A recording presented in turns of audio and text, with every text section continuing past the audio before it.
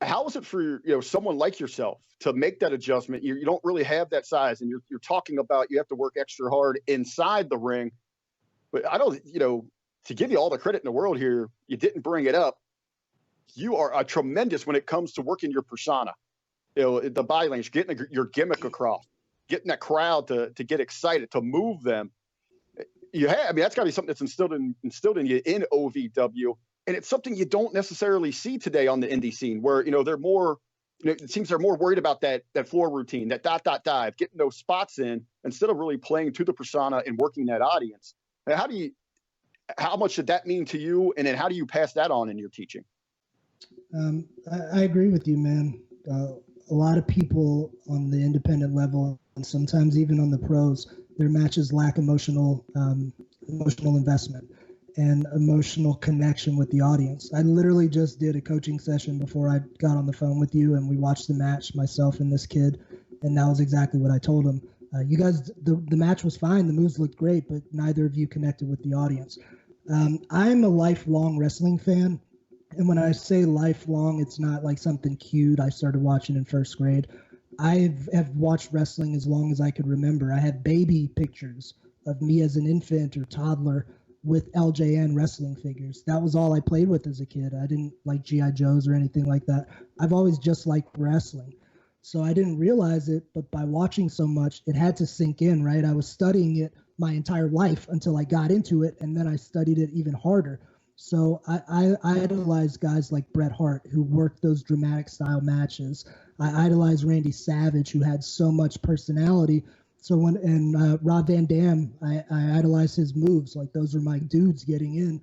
So I tried to kind of be a combination of all that, like RVD's athleticism, Bret Hart's technical ability, Savage's personality, and try to put all that together. But yeah, man, it wasn't easy. And I got to give credit where it's due. Most of this comes from Al Snow. I had to put a lot of the pieces together. But when I started doing Psychedelic Superstar, Chris Silvio, Al Snow really helped me to create that.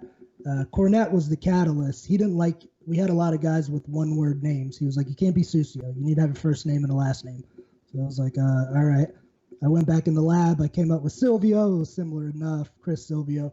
But when Al took over the show, I needed a new presentation because I wasn't getting used. I went away for a while and came up with this gimmick, the Psychedelic Superstar. I came up with the look, the walk. I walked around my apartment for a month straight to the music, figuring out how this dude walks, figuring out his rap, figuring out his swag. Then I thought of what moves I was going to do and where I was going to put them and got it ready.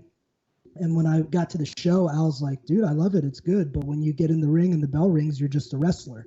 And I was gobsmacked. I was like, well, what do you mean? Look at how I look. I was in great shape. My gear was sweet, but he pointed out to me that bell to bell, you don't do anything that fits your character. So every week for a year, after I did it got to the point where it was ridiculous. Let's say I gave somebody a simple snapmare. I would do some kind of pose where I flexed up my bicep or do some kind of silly mannerism and then went to something else, literally after everything. But that taught me how to stop just the physical stuff and connect with people. Then once I got good at that shit, I learned how to make it dramatic, and I learned when to do it and not to do it every time, not to do it too big. But Al never told me what to do. He never gave me a single idea for my character. He just told me what I needed to do with who I saw was inside of myself. So I gotta credit Al for that.